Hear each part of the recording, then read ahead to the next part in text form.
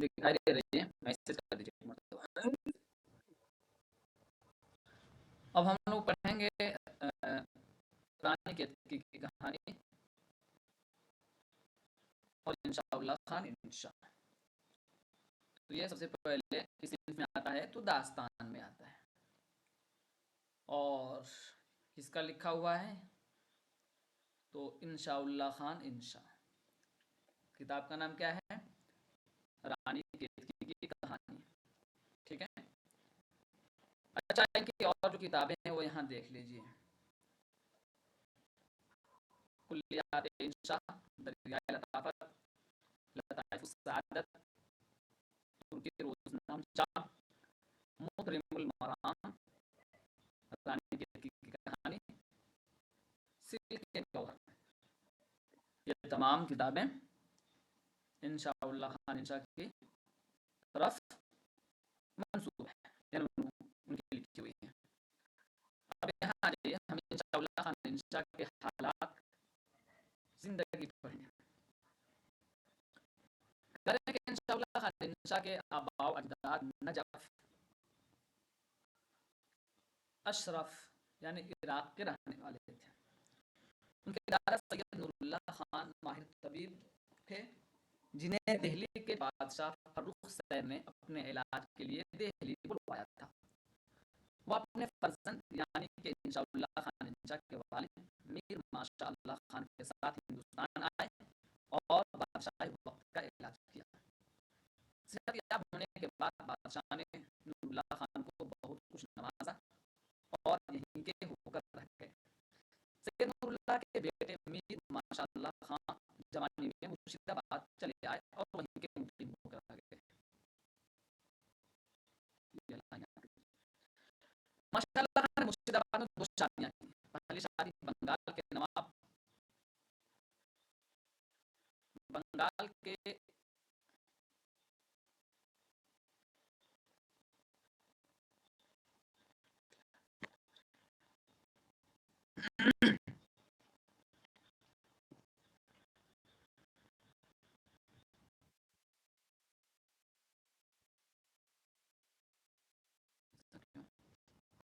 اب بولیے، ابھی آواز کٹ رہی ہے کیا؟ کمنٹ کیجیے گا۔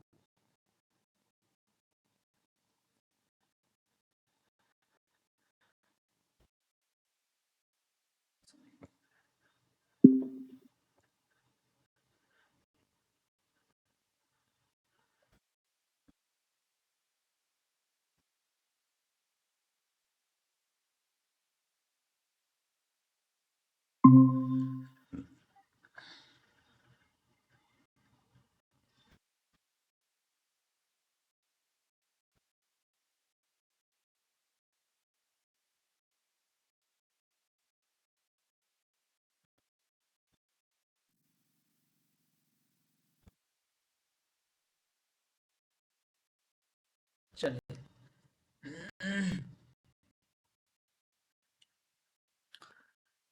پہلی شادی بنگال کے نواب کی بیٹی سے کی، جس کے وطن سے حکیم نصیب اللہ خان پیدا ہوئے۔ انشاءاللہ خان انشاء ان کی دوسری بیوی سے مرشد آباد میں 1752 میں پیدا ہوئی۔ یہ آپ کو یاد رکھ لینا ہے۔ انشاءاللہ خان انشاء شجاع الدولہ کے دور حکومت میں اپنے والد کے ساتھ لکھنؤ آئے، اور نواب شجاع الدولہ نے اپنا دارالحکومت فیض آباد منتقل کیا تو وہ بھی اپنے والد میر ماشاء اللہ خان کے ساتھ فیض آباد آ گئے۔ کیا سب کو آواز کلیئر نہیں مل رہی ہے کیا؟ کمنٹ کیجیے تو۔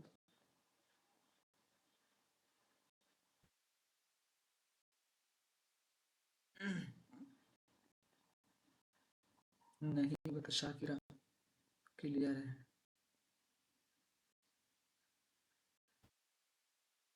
جی نہیں ہے، ایسا کیوں ہو رہا ہے؟ اچھا چلیے، آر بی ڈی یہاں سے پڑھیے تو آپ، پھر آپ لوگ بتائیے کہ آواز کلیئر ہے یا نہیں۔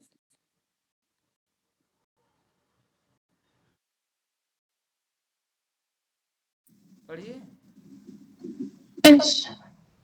انشاءاللہ خواہ انشاء جس وقت فیض آباد آئے اس وقت ان کی عمر تقریباً 9 سال تھی. اسی عمر میں صرف و نحو، منطق و حکمت اور عربی فارسی زبان کی تعلیم حاصل کی. 16 سال کی عمر میں انشا نے اپنا اردو دیوان مرتب کیا جس میں کچھ عربی اور فارسی کے اشعار بھی شامل تھے. یہ شجاع الدولہ کا دور تھا.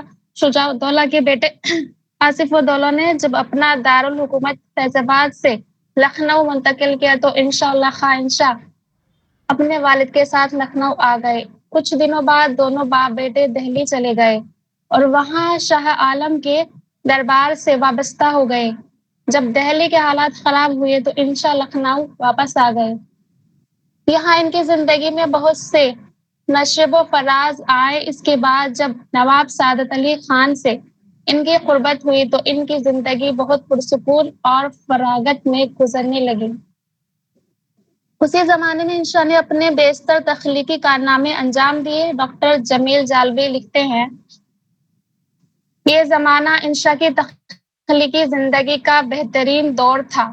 نواب سعادت علی خان کی فرمائش پر 1222 ہجری میں انشا نے دریائے لطافت لکھی. اسی زمانے میں رانی کیتکی کی کہانی تصنیف کی. ترکی روزنامچہ بھی 1223 ہجری میں لکھا گیا. لطائف السعادت بھی اسی زمانے کی تصنیف ہے. شعر و شاعری اس کے علاوہ ہے. اس زمانے میں انشا کی مالی حالت بھی اچھی رہی. ان کا اپنا کشادہ ذاتی مکان تھا جس میں پانی کا حوض تھا. نواب سعادت علی خان ان کی صحبت کے اتنے دل دادا تھے کہ دربار کے وقت کے علاوہ بھی جب جی چاہتا انہیں بلا لیتے. ڈاکٹر جمیل جالبی تاریخ ادب اردو میں کہتے ہیں انشاءاللہ خواہ انشا ایک تجرباتی ادیب تھے. انہوں نے عربی، فارسی، ترکی اور اردو کی بیشتر اصناف میں نیا اور منفرد تجربہ کیا اور متعدد تصنیفات بطور یادگار چھوڑی جن میں روایتی تصنیفات کے ساتھ ساتھ دیوان ریختی اور دیوان بے نقطہ بھی شامل ہے. انشا نے تقریباً 65 سال کی عمر پائی. 1233 ہجری کے مطابق 1817 میں لکھنؤ میں ان کا انتقال ہوا.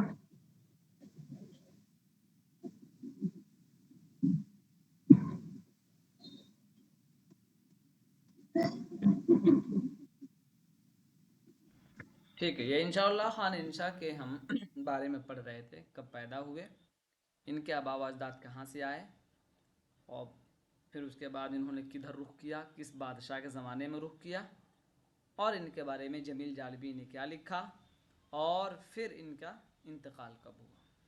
اتنی بات سمجھ میں آ گئی. اب ہم چلیں گے رانی کیتکی کی کہانی کی طرف.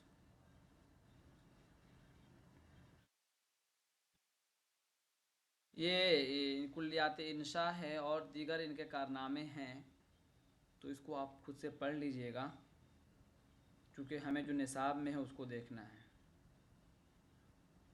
چلیے اس کو دیکھ لیجئے، پڑھ لیجئے ایک مرتبہ. انشا نے غزل اور قصیدے کے علاوہ مثنویاں بھی لکھی ہیں. ان کی جملہ 11 مثنویاں دستیاب بھی ہیں جن کے نام حسب ذیل ہیں: در ہجو زنبور، در ہجو کھٹمل، در ہجو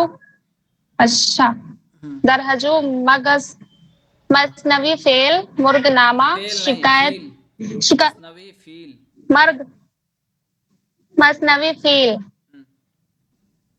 مرغ نامہ، شکایت زمانہ نافر جام، مثنوی سحر ہلال، مثنوی در لہجہ اردو، ہجو گیان چند جین حکایت.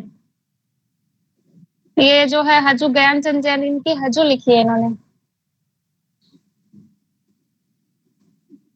جی اس میں جین کہاں لکھا ہے؟ نہیں، کبھی ادھورا لکھا ہے. چلیے تو یہ 11 ذہن میں رکھیے گا، کبھی ہو سکتا ہے اگر پوچھیں تو. اس کے بعد انشا ریختی میں چونکہ نا ماہر تھے. دیوان ریختی کس کا ہے؟ کس کا؟ کلیات ہے. کلیات مذکر بھی ہے، مؤنث ہے. جو ہمارے سر ہیں نا وہ تھوڑا زمانے سے خلاف چلتے ہیں، تو مذکر استعمال کرتے، تو میں ان کا اسکالر ہوں تو مجھے ہی مذکر ہی استعمال کرنا پڑے گا. تو انشاء کے کلیات میں جو ہے وہ دیوان ریختی ہے. اب ریختی کے کچھ اشعار ہیں، آپ میں سے کون پڑھے گا؟ پڑھیے کوئی بھی. ہم پڑھ رہے ہیں. پڑھیے. مرجھا گیا دل اپنا تو نقشہ یاد آیا، بے اختیار مجھ کو ایک پھول کی کلی کا. تھام تھام آپ کو رکھتی ہوں بہت سا، لیکن کیا کہوں تھم نہیں سکتا میرا اندر والا. نہ برا مانے تو لو نوچ کوئی مٹھی بھر، بیگما ہے تیری کیاری میں ہرا ساگ لگا. اوڑھنی مجھ سے جو بدلی تو عجیب باجی جان، وہ بھی ایک دیجیے جو ہو بھاری سے بھاری انگیا. مت اجڑ گئی سی پڑا اور گش نہ کھا پڑھا کھا نہیں گر لکھا ہے، دیکھ کے پڑھیے. پڑھا لکھا ہے. پڑھ جی پڑھ. مت اجڑ گئی سی پڑ اور گش نہ کھا کھا کر گر، بے کلی نہ کر آخر چین لے زری کمبخت. مردوا مجھ سے کہے ہے چلو آرام کرے، جس کو آرام وہ سمجھے ہے وہ آرام کو نوچ. تو یہ اشعار کن کے ہیں؟ انشاء اللہ خان انشاء کے اشعار ہیں اور ریختی کے اشعار ہیں. ٹھیک ہے. اور دیوان ریختی کس کی کلیات ہے یا کس کا کلیات ہے؟ تو یہ انشاء اللہ خان انشاء کے. ٹھیک ہے. اور اس کے علاوہ بتا رہے ہیں کہ ایک اور دیوان بے نقط بھی ہے. یہ یاد رکھ لیجیے گا، دیوان بے نقط. دیوان ریختی کے علاوہ ایک دیوان بے نقط کے نام سے بھی ہے. تو کس کا ہے؟ انشاء اللہ خان انشاء. ان کی غزلیں بھی ہیں، بے نقطہ غزلیں. دیکھیے 2 شعر پڑھ لیجئے صرف. پڑھیے کوئی. اور کس کا آسرا ہو سرگر و اس راہ کا، آسرا اللہ اور آل رسول اللہ کا. اہل عالم کا سہارا آسرا کس کام رہ کر، ہر سحرگاہ آسرا واللہ اس درگاہ کا. تو یہ اشعار ہیں. چونکہ غزل میں داخل نصاب نہیں ہے تو پورا ہم نہیں پڑھیں گے. اب ان کے کچھ کارنامے ہیں اس کو ہم دیکھیں گے. انشاء اللہ خان انشاء کے جو کارنامے ہیں اب اس کو ہم دیکھنے کی کوشش کریں گے. دیکھیے دریائے لطافت، اس کی کئی اہمیت ہے. تو سب سے پہلے تو ہم یہ جانیں گے کہ دریائے لطافت جو کتاب ہے وہ کس کی ہے. تو انشاء اللہ خان انشاء کی ہے ایک بات. دوسری بات یہ جانیں گے کہ اس کتاب کا موضوع کیا ہے. تو قواعد ہے. اور آگے دیکھتے ہیں اردو زبان و قواعد کی پہلی کتاب کون سی ہے. تو دریائے لطافت ہے. یہ بھی جاننا ضروری ہے ہمارے لیے. ٹھیک ہے. ساتھ ہی ساتھ یہ جانیں گے کہ اردو زبان و ادب کی جو قواعد لکھی گئی ہے وہ کس زبان میں سب سے پہلے لکھی گئی ہے. تو فارسی میں لکھی گئی ہے. اس کا نام کیا ہے؟ دریائے لطافت. تو اس کی کئی حیثیت سے آپ جان سکتے ہیں. آگے چلیے. اس کتاب کا موضوع اردو زبان و ادب اور اس کی قواعد ہے. اس میں نظم و نثر کی جو مثالیں دی گئی ہیں وہ بھی اردو زبان سے ہی لی گئی ہیں. دریائے لطافت انشاء نے نواب سعادت علی خان کی فرمائش پر 1805 میں لکھنا شروع کیا اور مرزا قتیل کی مدد سے 1807 میں مکمل کیا. کچھ چیزیں میں نے آپ کو پہلے بتائی تھی اور پھر بتاتا ہوں، اس میں جوڑتا ہوں. 4-5 چیزیں بتائی تھی. اب دیکھیے فارسی زبان و ادب میں یہ کتاب لکھی گئی. زبان فارسی ہے لیکن کس کے قواعد مرتب کیے گئے ہیں اس میں؟ اردو زبان و ادب کی. تو مثالیں کہاں سے لی گئی ہیں؟ اردو زبان و ادب سے ہی مثالیں اخذ کی گئی ہیں. ایک بات. دوسری بات آپ یہ جانیے کہ کس کی فرمائش پر یہ کتاب لکھی گئی. تو نواب سعادت علی خان کی فرمائش پر لکھی گئی. تیسری بات کہ اس کتاب کے لکھنے میں کن لوگوں نے ساتھ دیا تھا. کیا انہوں نے بذات خود لکھا بنفس نفیس یا کسی ادیب نے ان کے ساتھ مل کر کام کیا، جیسے پروجیکٹ کا کام ہوتا ہے، جامعاتی کام، غیر جامعاتی کام، تحقیق میں جائیں گے آپ. تو کہہ رہے ہیں کہ اس کتاب کے لکھنے میں جنہوں نے ان کی ساتھ دیا، حمایت کی، مدد کی، وہ ہے کیا نام ہے؟ مرزا قتیل. مرزا قتیل. ٹھیک ہے. کتاب کب لکھنے شروع ہوئی؟ 1805 میں. مکمل کب ہوئی؟ 1807 میں. اب اس کے علاوہ اور دیگر چیزیں ہے. آگے یہ کریں کہ کتاب انشا کے انتقال کے تقریباً 43 سال بعد 1850 میں مطبع عالم مرشد آباد سے شائع ہوئی. ٹھیک ہے، جو 476 صفحات پر مشتمل ہے. اس کتاب کا مقدمہ ابتدا کے 309 صفحے اور آخر کے 14 صفحات انشا نے لکھے، اور 163 صفحات کس نے لکھے ہیں؟ تو 163 صفحات انشاء اللہ خان انشا کے جو مصاحف تھے کون تھے بتائیے جلدی سے. سعادت علی خان. سعادت علی. سعادت علی نے بتایا تھا. کیا بتایا تھا؟ جلدی بتائیے، کمنٹ کیجیے. مرزا قتیل.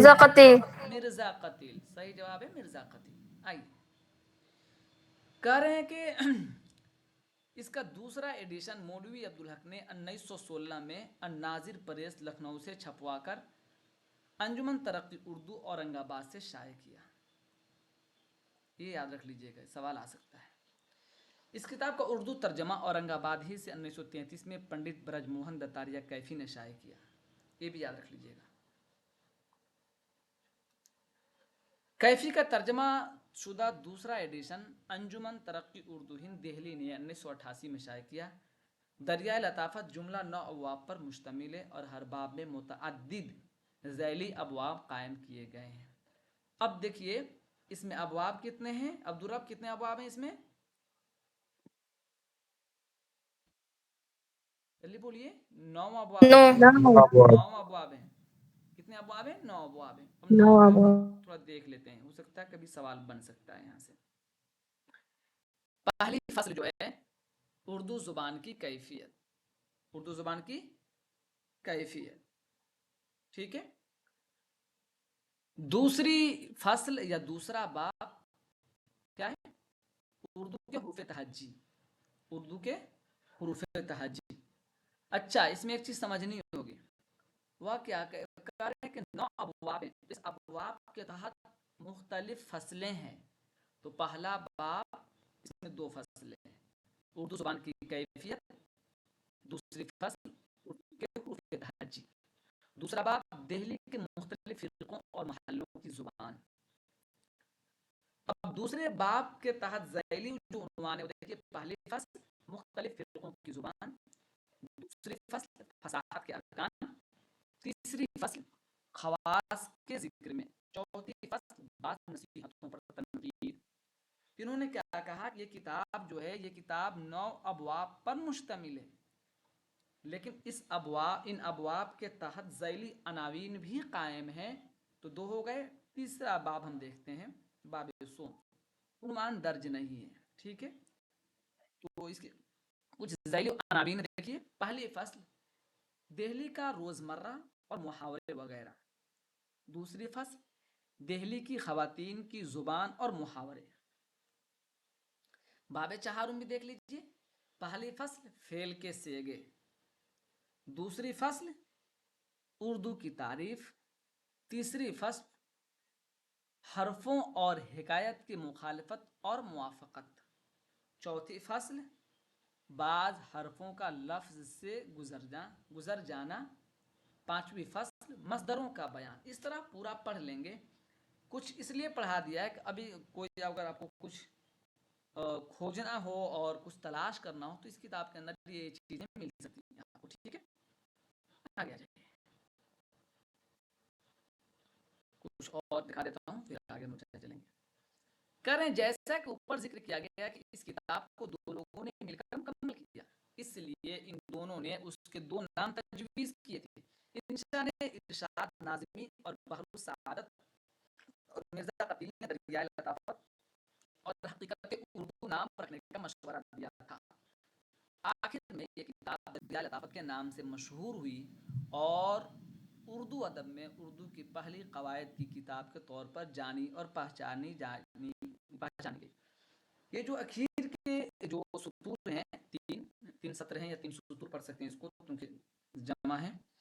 یہ بڑی اچھی بات اس میں لکھی گئی. ہو سکتا کبھی بھی سوال آ جائے کہ اس کتاب کو جو ہم پڑھ رہے ہیں اس کا نام انشاء اللہ خان انشا نے کیا رکھا تھا؟ کیونکہ ہم تو دریائے لطافت کے نام سے جانتے ہیں. آج پتہ چلا کہ ارشاد ناظمی اور بحر السعادت، دو نام تجویز کیے تھے انشاء اللہ خان انشا نے، لیکن ان کے ساتھ جو ان کے مصاحب تھے انہوں نے کیا نام تجویز کیا تھا؟ دریائے لطافت اور حقیقت اردو۔ ہو سکتا ہے کل یہ سوال بن کر آ جائے سامنے کہ دریائے لطافت کا دوسرا نام کیا ہے؟ حقیقت اردو، ارشاد ناظمی اور بحر السعادت۔ ٹھیک ہے، یہ جاننا ضروری تھا، میں نے بتا دیا۔ اب آگے آ جائیے۔ اچھا، اس کا مقدمہ میں کون لکھتے ہیں؟ مولوی عبدالحق کیا لکھتے ہیں، ذرا دیکھیے اس کو۔ وہ لکھتے ہیں کہ اردو زبان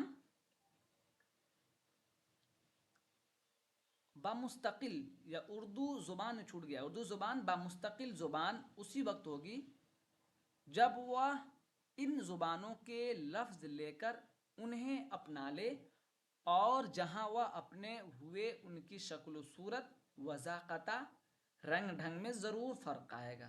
اگر سید انشا کے اصول پر عمل رہا ہوتا تو اب تک اردو میں بہت کچھ وسعت، لطف اور شیرینی پیدا ہو جاتی۔ یہ بات کس نے کہی تھی؟ مولوی عبدالحق نے۔ خیر، اور دیگر کتابیں ہیں، اس کو آپ پڑھیں گے تفصیل سے۔ اب ہمیں کیا پڑھنا ہے اصل میں؟ حقیقت اردو، رانی کیتکی کی کہانی۔ اب چلیے، کوئی آپ میں سے کون بہادر انسان ہے جو پڑھے یہاں سے؟ کوئی بہادر انسان ہے جو پڑھے؟ رانی کیتکی کی کہانی۔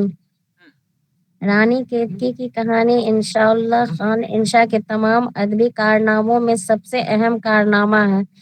اس کہانی کو لکھنے کے لیے انشا نے باہر کی زبانوں عربی، فارسی، ترکی وغیرہ کے الفاظ کو لینے سے احتراز کیا ہے۔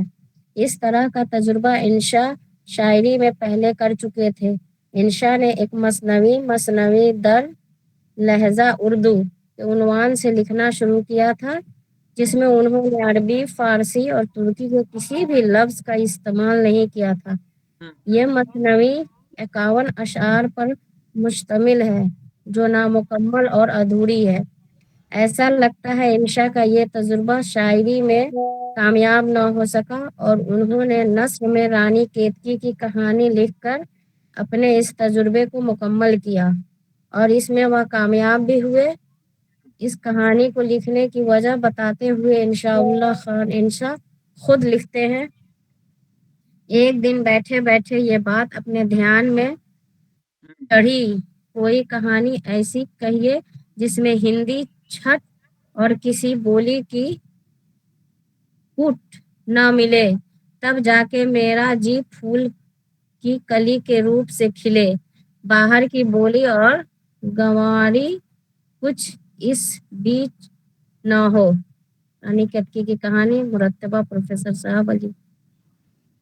چلیے، تو یہ جان گئے آپ رانی کیتکی کی کہانی کے بارے میں کچھ چیزیں جو میں نے آپ سے پڑھوایا ہے۔ انہوں نے کیا کہا؟ ایک دن بیٹھے بیٹھے یہ بات اپنے دھیان میں چڑھی، کوئی کہانی ایسی کہے جس میں ہندی چھوٹ اور کسی بولی کی پوٹ نہ ملے، یعنی ہندی اور دیگر جو ہے کہ زبانوں سے انہوں نے اعتراض کیا، جس میں ہندی چھٹ اور کسی بولی کی پوٹ نہ ملے، تب جا کے میرا جی پھول کی کلی کے روپ سے کھلے، باہر کی بولی اور گنواری کچھ بیچ نہ ہو۔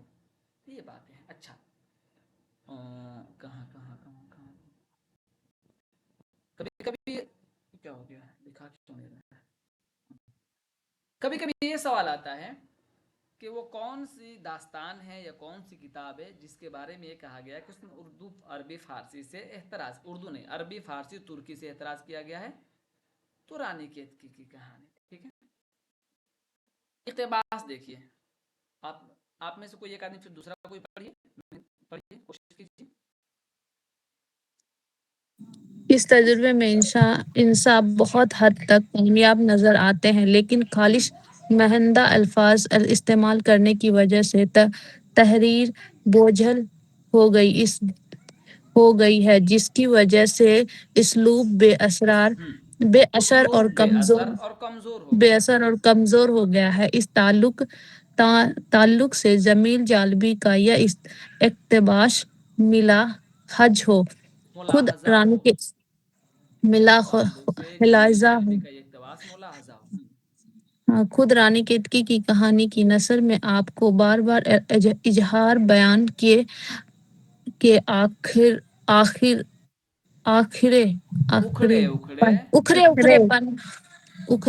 پن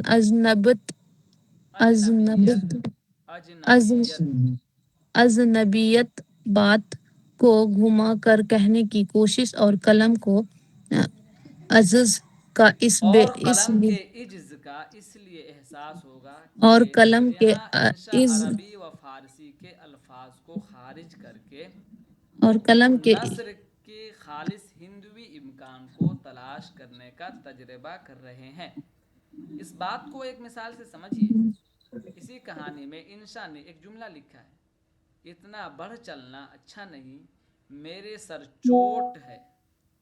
ہو سکتا ہے کہ یہی اٹھا کر وہ پوچھ لیں کہ یہ کس داستان سے یہ لیا گیا ہے، کہ اتنا بڑھ چلنا اچھا نہیں، میرے سر چوٹ ہے۔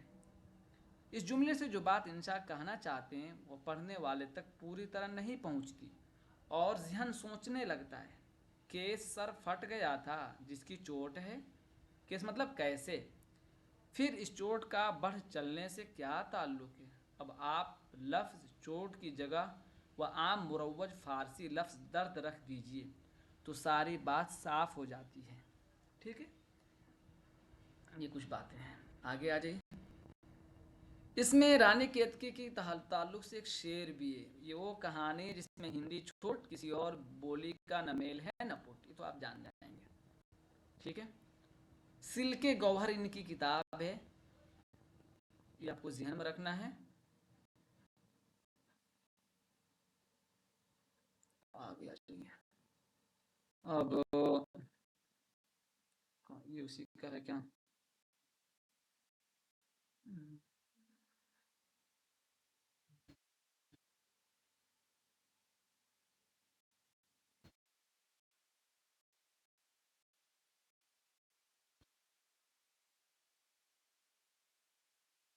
یہ پڑھ لیجیے، یہ ہو سکتا ہے اس میں نہیں آئے گا،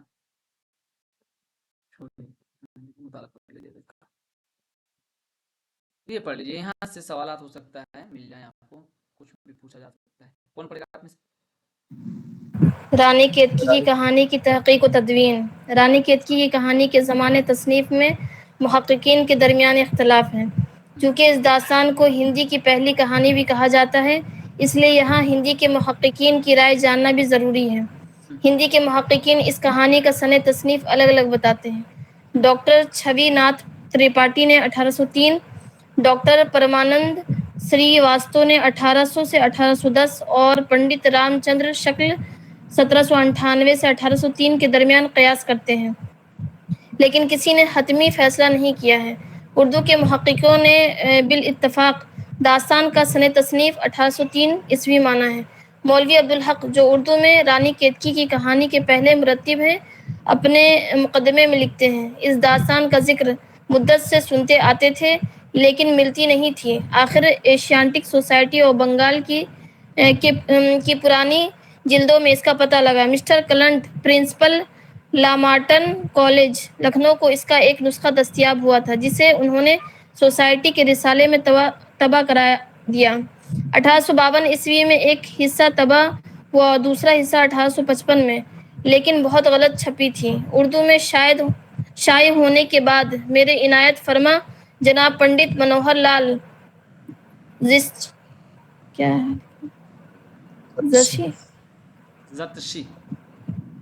زتشی ایم.اے. نے از راہ کرم اس کا ایک نسخہ جو کبھی لکھنؤ میں ناگری حروف میں چھپا تھا عنایت فرمایا۔ اس سے مقابلہ کر کے جہاں تک مجھ سے ممکن ہوا اس کی تصحیح کی، اور اب شاید ایک آدھ مقام کے سوا کہیں کوئی لفظ مشتبہ باقی نہیں رہا۔ ڈاکٹر مولوی عبدالحق، مشتبہ باقی نہیں رہا۔ اس داستان کے سوسائٹی کے رسالے میں شائع ہونے کے بعد مولوی عبدالحق نے اپنے مقدمے کے ساتھ رسالہ اردو بابت اپریل 1926 عیسوی میں ممکن تصحیح کے بعد دوبارہ شائع کیا۔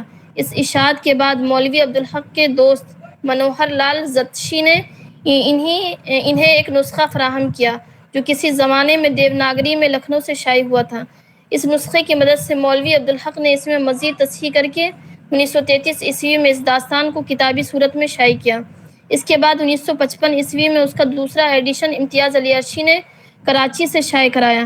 پھر 1975 میں اس کا تیسرا ایڈیشن اور 1986 عیسوی میں چوتھا ایڈیشن سید قدرت نقوی کی مزید تصحیح و فرہنگ کے ساتھ انجمن ترقی اردو پاکستان کراچی سے شائع ہوا۔ 1971 میں مجلس ترقی ادب لاہور نے انتظار حسین کی ترتیب اور مقدمے کے ساتھ اسے پھر سے شائع کیا۔ اس کتاب کو متعدد لوگوں نے مرتب کر کے شائع کیا، جس میں سید سلیمان حسین، بابو شیام سندر داس، پروفیسر افغان اللہ خان، پروفیسر عبدالستار دلوی، پروفیسر صاحب علی وغیرہ کے نام شامل ہیں۔ رانی کیتکی کی کہانی کا تازہ ترین ایڈیشن رامپور سے شائع ہوا، جسے ڈاکٹر شریف احمد قریشی نے 2017 میں مرتب کر کے اپنے مقدمے کے ساتھ شائع کیا۔ ٹھیک ہے، اس میں بہت کچھ آپ جانتے ہوں گے۔ میں نے دیکھیے نشان جو لگایا 1933 میں، یہ والا آپ ضرور یاد رکھیے گا۔ اور یہ دوسرا ایڈیشن جو شائع ہوا ہے، امتیاز علی خان عرشی چونکہ معروف ہیں اور داخل نصاب، ہو سکتا ہے پوچھ لے گا رانی کیتکی کا دوسرا ایڈیشن کس نے شائع کیا، تو امتیاز علی عرشی نے 1955 میں۔ اس کو آپ یاد رکھ لیجیے گا۔ اچھا دیکھیے خلاصہ بھی ہے یہ کہانی کا، تو سعود چلا گیا گا؟ سعود نہیں سر ہے۔ چلیے اس کو پڑھ لیجیے، یہ کہانی ہمارا پڑھی۔ رانی کیتکی کی کہانی کا خلاصہ۔ کنور ادے بھان کسی دیش کے راجا سورج بھان کا اکلوتا بیٹا تھا۔ وہ جب 16 برس کا ہوا تو ایک دن گھوڑے پر سوار ہو کر اپنے کچھ ساتھیوں کے ساتھ سیر کے لیے نکلا۔ راستے میں ایک ہرنی دکھائی دی۔ کنور ادے بھان نے اس ہرنی کے پیچھے اپنا گھوڑا دوڑا دیا اور اپنے ساتھیوں سے الگ ہو گیا۔ کنور ادے بھان ہرنی کا پیچھا کرتا رہا اور اسے وقت کا پتہ ہی نہیں چلا۔ آخرکار شام ہو گئی۔ کنور ادے بھان بھوکا پیاسا ٹھہرنے کی جگہ تلاش کرنے لگا۔ اچانک اسے ایک باغ نظر آتا ہے۔ وہاں 40-50 لڑکیاں جھولا جھول رہی تھیں۔ وہ رانی کیتکی اور اس کی سہیلیاں تھیں۔ کنور کو دیکھتے ہی وہ گھبرا گئیں۔ ہر طرف ٹوکو کا شور مچ تو کون کا شور مچ گیا۔ کنور ادے بھان اور رانی کیتکی کی نگاہیں ملی اور نگاہیں ملتے ہی دونوں ایک دوسرے پر عاشق ہو گئے۔ لیکن سہیلیوں کو دکھانے کے لیے رانی کیتکی کنور ادے بھان پر برس پڑتی ہے۔ سر یہ پیراگراف اس لگ چلنے کو بھلا کیا کہتے ہیں؟ یک جو تم چھٹ سے ٹپک پڑے، یہ نہ جانا جو یہاں رنڈیاں اپنی جھول رہی ہیں۔ اجی تم اس روح کے ساتھ بے دھڑک چلے آئے ہو، ٹھنڈی ٹھنڈی چھاہاں چلے جاؤ۔ تب انہوں نے محسوس کے ملولہ کھا کے کہا کہ اتنی رکھائیاں نہ دیجیے، میں سارے دن کا تھکا ہوا ایک پیڑ کی چھاہ میں اوس کا بچاؤ کر کے پڑ رہوں گا۔ بڑے تڑکے دھندل کے اٹھ کر جدھر کو منہ پڑے گا چلا جاؤں گا۔ کنور کی ایسی باتیں سن کر رانی کیتکی اسے سناتے ہوئے اپنی سہیلیوں سے بولی، ان کو کہہ دو جہاں جی چاہے اپنے پڑ رہے اور جو کچھ کھانے پینے کو مانگے سوا انہیں پہنچا دو۔ گھر آئے کو کسی نے آج تک مار نہیں ڈالا، پر ہمارے اور ان کے بیچ میں کچھ اوٹ سی کپڑے لتے کی کر دو۔ اتنا آسرا پا کر کنور بھان نے باغ میں ایک پیڑ کے نیچے ڈیرا ڈال تو دیا، لیکن اس کے دل میں رانی کیتکی اتر چکی تھی، اس لیے اسے نیند نہیں آئی۔ ادھر رانی کیتکی بھی بے چین تھی، اسے بھی نیند نہیں آ رہی تھی۔ اس نے اپنی سب سے قریبی سہیلی مدن بان کو جگا کر اپنی حالت بتاتی ہے اور اسے اپنے ساتھ لے کر کنور بان کے پاس پہنچ جاتی ہے۔ مدن بان اپنے اور رانی کے بارے میں کنور کو بتاتی ہے اور پھر اس سے اس کے بارے میں پوچھتی ہے۔ کنور اپنے بارے میں بہت تفصیل سے انہیں بتاتا ہے۔ اس کے بعد مدن بان کے مشورے سے دونوں انگوٹھیاں بدل لیتے ہیں۔ اور ایک دوسرے کے ساتھ زندگی بسر کرنے کا وعدہ بھی کرتے ہیں۔ صبح کو رانی کیتکی اپنی سہیلیوں کے ساتھ محل کی طرف چلی جاتی ہے اور کنور اپنے بچھڑے ہوئے ساتھیوں کے پاس چل جاتا ہے۔ کنور بھان اپنے ساتھیوں کے پاس چلا تو جاتا ہے لیکن ہر وقت اسے ٹھیک ہے رانی کیتکی سعود، ستاتی ہے۔ جی قصہ سمجھ میں آ رہا ہے نا؟ جی اور کسی کو سمجھ نہیں آ رہا تو پوچھ سکتے ہیں، بیچ میں پیراگراف رکا ہوا ہے، پوچھئے کوئی۔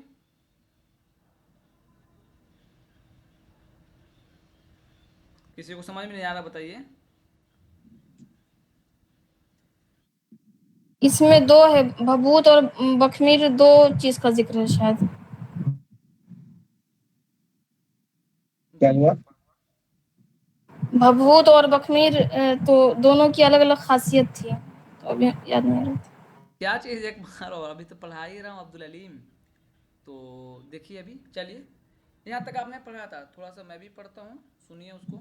کہہ رہے ہیں کہ کنور بھان اپنے ساتھیوں کے پاس چلا تو جاتا ہے لیکن ہر وقت اسے رانی کیتکی کی یاد ستاتی رہتی ہے۔ انسان کا تعلق جس سے ہو جاتا ہے نا، اس کے لیے مرا رہتا ہے، کسی بھی کام اس کا دل نہیں لگتا ہے، حقیقت ہے۔ تعلق ہو تب، اور مفاد پرستی ہو تو نہیں۔ دلی تعلق جب انسان کا ہو جاتا ہے نا، تو زمانے گزر جاتے ہیں لیکن انسان اس کو نہیں بھولتا ہے۔ تو اگر دلی تعلق ہو جائے انسان کا کسی سے، تو ہمیشہ اس کی یادیں ستاتی رہتی ہے، اس کی عادت و اطوار اور اس کے چال چلن اور اس کی ہر ادا آپ کو پسند آتی ہے۔ تو کیا کہہ رہے ہیں، کنور عہدے بھان اپنے ساتھیوں کے پاس تو چلا جاتا ہے لیکن ہر وقت اسے رانی کیتکی کی یاد ستاتی رہتی ہے۔ نہ تو اسے کھانا پینا یاد رہتا اور نہ ہی اسے چین کی نیند آتی۔ دھیرے دھیرے بات مہاراج اور مہارانی تک پہنچ جاتی ہے۔ انہوں نے کنور عہدے بھان سے اس بے چینی کی وجہ جاننی چاہی لیکن وہ مارے شرم کے کچھ نہیں بتاتا۔ آخرکار اس نے اپنے دل کی بات ایک کاغذ پر لکھ کر ساتھ میں رانی کی دی ہوئی انگوٹھی اور اقرار نامہ راجا کے پاس بھیجوا دیتا ہے۔ یہاں ایک تہذیب کی بات ہو رہی ہے۔ آج جس زمانے میں ہم جی رہے ہیں، ہم اپنی بات کو اپنے بھائی سے، بڑے بھائی سے، چھوٹے بھائی سے، بہن سے شیئر کر دیتے ہیں، رکھ دیتے ہیں بلا جھجک اور بغیر کسی ہچکچاہٹ کے، اور ہم سمجھتے ہیں کہ یہ اچھا ہے۔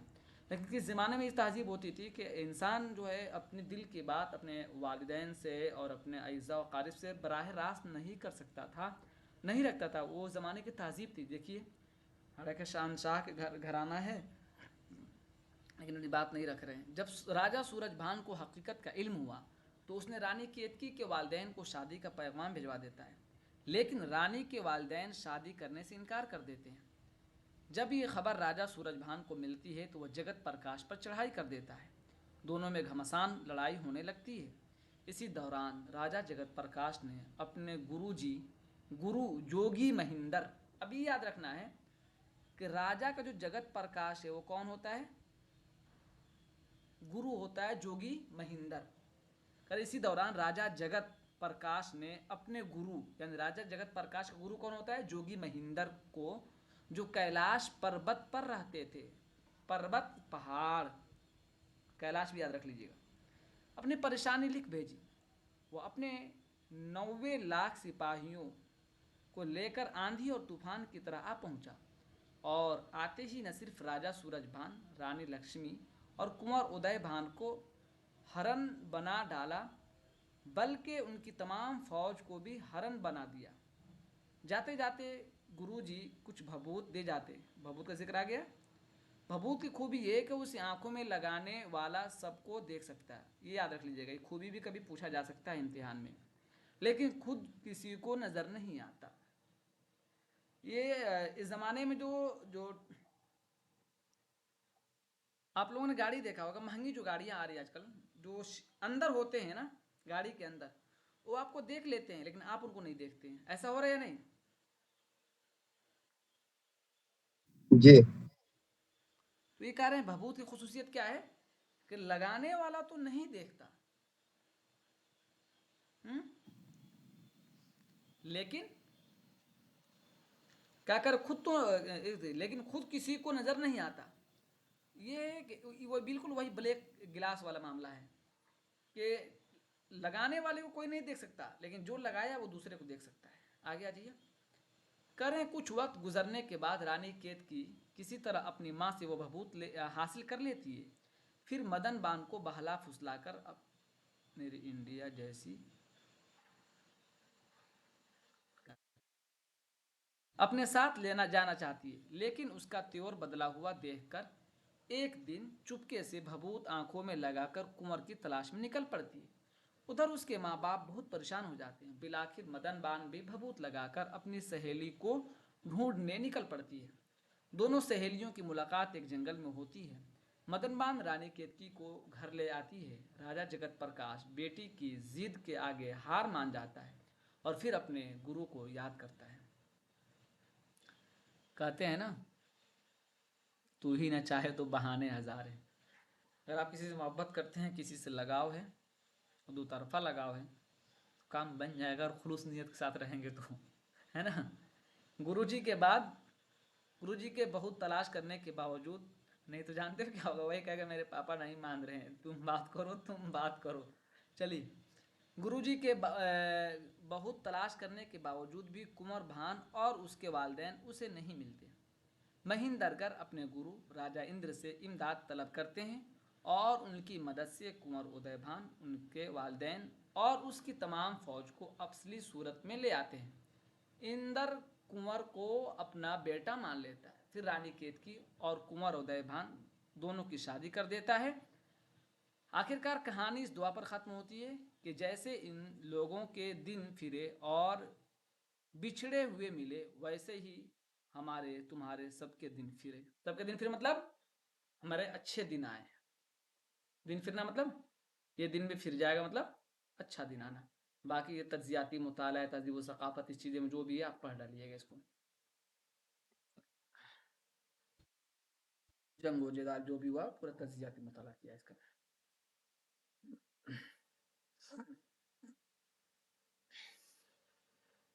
ہندی چھوٹ مطلب سوائے ہندی کے، ٹھیک ہے. پھر یہاں فنی مطالعہ دیا ہے، اس کو بھی آپ چاہیں تو پڑھ سکتے ہیں، مطالعہ کر سکتے ہیں. یہ جانکاری اچھی ہو جائے گی اس کے تعلق سے. کم وقت میں اس بک میں بہت ساری چیزیں دیا ہوا ہے. یہ کتاب اسی لیے دیتا ہوں تاکہ آپ سب اچھی طریقے سے پڑھ لیں اور مطالعہ کر لیں. دیکھتا ہوں آگے والا کتنا لمبا ہے. ابھی تو دیکھا تھا لیکن پھر ذہن سے نکل رہا ہے. اگر مختصر ہوگا تو کام بن جائے گا، نہیں تو دیکھیں گے. پھر ہرن یا تارن زبان سے پوچھیے ایک مرتبہ، آپ کون سا تلفظ کیا ہے؟ ہرن یا ہرن؟ آپ نے ہرن بولا تھا نا اس میں. ہاں تو ہرن لفظ نہیں تھا. ہرن کرنا مطلب دوڑانا، جلدی بھاگنا.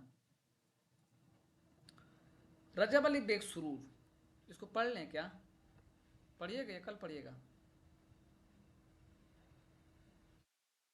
پڑھا دیجیے. پڑھا دیں. ایک سیکنڈ. چلیے، رجب علی بیگ سرور کی پیدائش وقت بتائیے.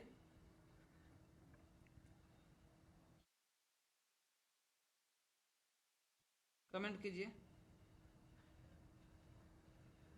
1786 نہیں تو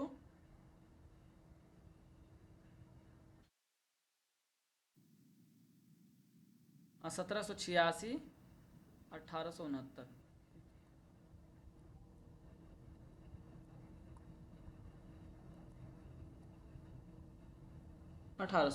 چلیے، کیونکہ یہ پڑھا دیتے ہیں، باقی دیکھیں گے ٹائم بچے گا. چلیے، آپ میں کوئی پڑھیے جلدی سے. کون پڑھے گا؟ مرزا رجب علی بیگ سرور. تعارف. مرزا رجب علی بیگ سرور کی ایک ہمہ شخصیت تھی. انہیں بیک وقت داستان نگار، داستانی گو، شاعر، مترجم، سپاگر، خطاط، موسیقار، مکتوب نگار، انشا پرداز،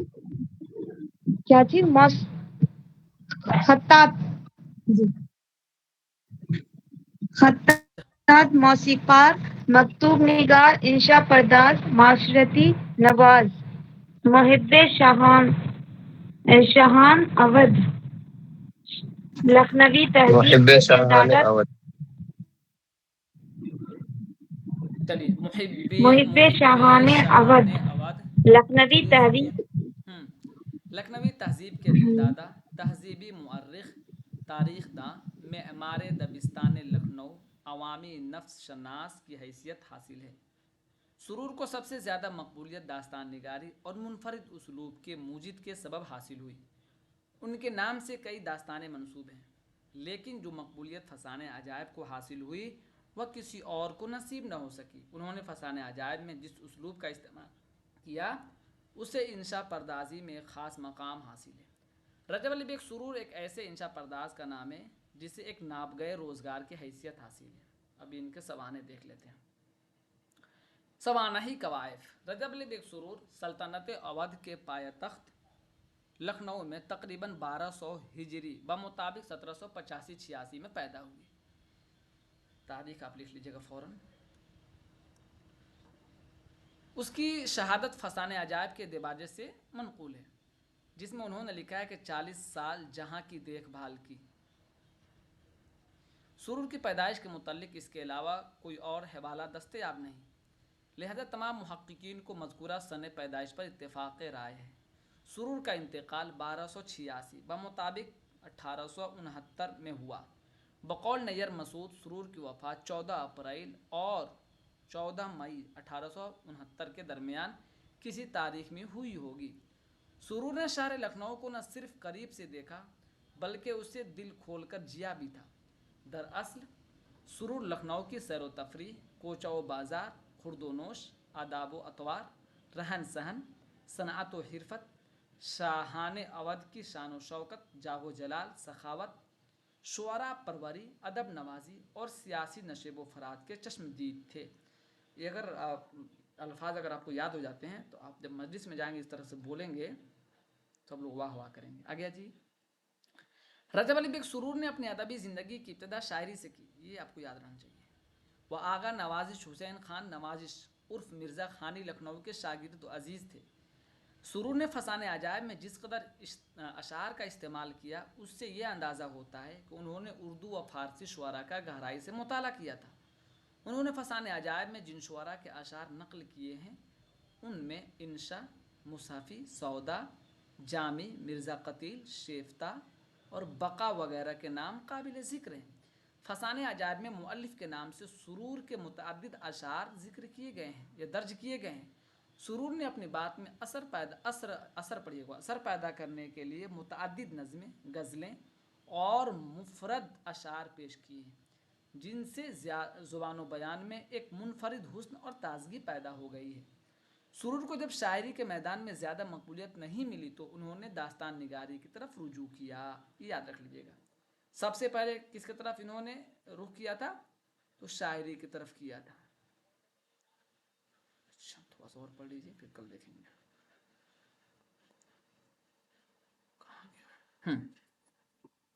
सुरूर को बहैसियत दास्तान निगार बड़ी मकबूलियत हासिल हुई। शाहान अवध में दास्तान निगारी व दास्तान गोई को एक फ़न शरीफ यानी शरीफ फ़न की हैसियत हासिल हुई थी। लिहाजा सुरूर ने न सिर्फ दास्तानें लिखी या रंगीन उर्दू नस्र में दास्तानों का तर्जमा किया बल्कि वह दास्तान गोई में भी तसर्रुफ़ रखते थे। इस अम्र की शहादत फसाने अजायब के दिबाचे में दर्ज है। फसाने अजायब में बयान करदा किस्सों से इल्म होता है कि उन्हें कदीम दास्तानों में गहरी दिलचस्पी थी। सुरूर की मकबूलियत अगरचे फसाने अजायब से है लेकिन उनकी 3 दास्तानें शगुफ़े मोहब्बत तर्जमा है, शबिस्तान सुरूर भी है और शरर इश्क भी है। ये आपको याद रखना चाहिए और चीज़ें जो उनकी है वो देखेंगे आप। कह रहे हैं कि सुरूर ने तर्जमा निगारी में अपनी इंशा पर्दाजी का भरपूर मुजाहरा किया। उनके तराजिम पर भी नुमाया है। अच्छा, उन्होंने महर की दास्तान नौ आईने हिंदी का तर्जमा रंगीन उर्दू नस्र में शगुफ़े मोहब्बत के नाम से किया। अब का ये सवाल हो जाएगा कि शगुफ़े मोहब्बत किस किताब का तर्जुमा है? नौ आईने हिंदी का तर्जुमा है। इसके अलावा उन्होंने तवक्कुल बैग हुसैनी के बैग होता है, बैग होता है बैग بیگ بیگ کیونکہ مجھے ایک مرتبہ ٹوکا گیا، اس لیے میں اپنا صحیح کرنا چاہ رہا ہوں. بیگ. ٹھیک ہے. توکل بیگ حسینی کی مشہور فارسی تصنیف شمشیر خانی کا اردو میں سرور سلطانی کے نام سے ترجمہ کیا گیا. یہ بھی آپ کو یاد رکھ لینا ہے. ملا رضی بن محمد شفیع کی فارسی تصنیف ہدایت العشاق کا ترجمہ گلزار سرور کے نام سے کیا. عربک مشہور داستان الف لیلا کا اردو ترجمہ شبستان سرور کے نام سے کیا. سرور نے فسانہ اعجاز میں جس قدر علم نجوم کی اصطلاحوں جیسی رمال، نجومی، پنڈت، جفردان، ہندسہ، علم حیت، قرعہ پھینکنا، زائچہ کھینچنا، شکلیں بنانا، پوتھی کھولنا، حرف مفرد لکھ کر حساب لگانا، اور تلا، برچھک، دھن اور مکر، تلا برشک، تلا یہ راشی کا نام. تلا. برچھک کیا بتایا آپ نے؟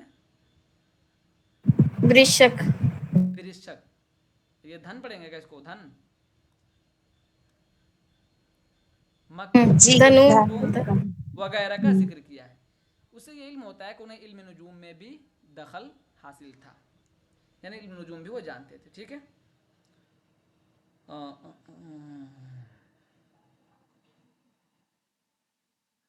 تو میں دیکھ رہا ہوں کہ کہاں تک ہے.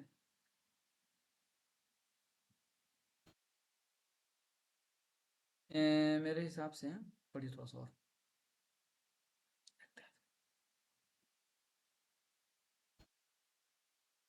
اتنا ہی رہنے دیجیے، دیکھیں گے پھر کل اس کو. دماغ جب آ گیا نہیں پڑھنا تو نہیں رہنا بہتر ہے، زبردستی کھینچوں